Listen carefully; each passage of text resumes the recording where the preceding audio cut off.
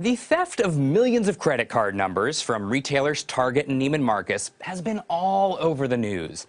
And the news has kept asking the same questions over and over again. I'm starting to wonder if cash is king. I imagine that cold hard cash is king. Should people just use cash? I'm kind of scared to use any sort of credit card at any store.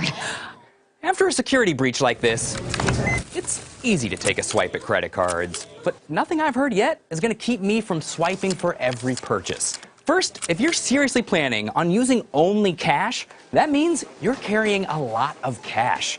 Want to really be a target at Target? Well, then let someone there see you whip out a bunch of hundreds.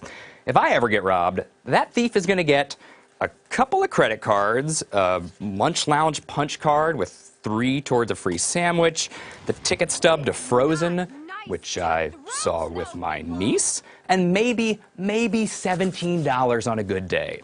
When you lose cash, you lose it forever. If your credit card number's compromised, it's annoying, but it's not likely to be financially devastating. You're not actually on the hook for any of those fraudulent charges.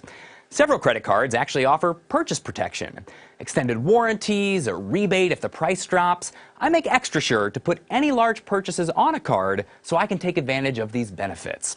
If you lose a receipt, it's far easier to return with a credit card. And with various mile and cash back programs, you actually might get a little return on your spending. How can a guy ever save any money? Trust me, I am no fan of the big banks. I realize that sky-high interest rates and ridiculous penalty fees are how these companies make money. And I know credit's not for everyone. If having a card tempts you to carry a big balance, well, then you shouldn't be carrying the card. But as long as you pay your bill in full and you monitor your statements, I don't think you need to start schlepping around sacks of loot.